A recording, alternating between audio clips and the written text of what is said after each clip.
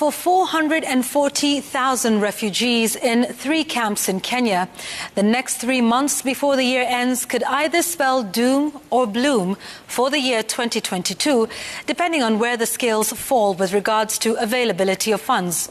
This comes as the United Nations World Food Programme announced that it will institute further cuts on food rations due to severe funding shortfalls. The reduction set to assist the WFP to stretch the remaining food and cash until December 2021 will affect refugees in Dadaab, Kakuma and Kalobeye settlement. Raquel Mugai reports.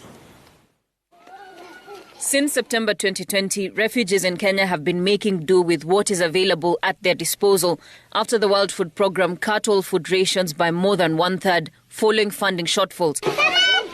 A year later, and the WFP has served notice that from October, refugees in Kenya will have to survive with only 52% of a full ration, a situation that, if not addressed, is expected to compromise refugees' health and nutrition in the camps of Dadaab, Kakuma and Kalobeye settlements.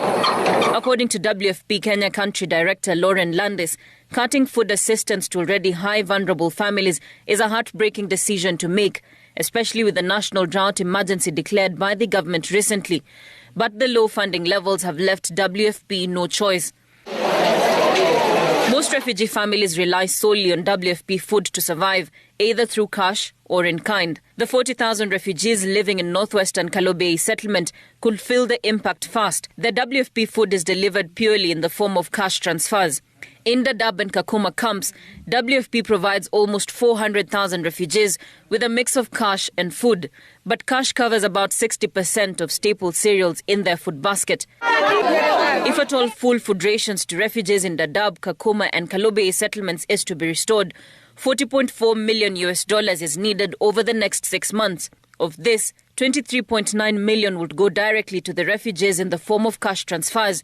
14.3 million will be spent on food predominantly purchased in Kenya. 1.2 million will provide children under 5 and pregnant or breastfeeding mothers with specialized foods for the treatment and prevention of malnutrition, and 1 million spent on feeding school children across the camps. The World Food Programme has not been able to provide a full ration, which is the minimum daily requirement for a person, to refugees since 2018.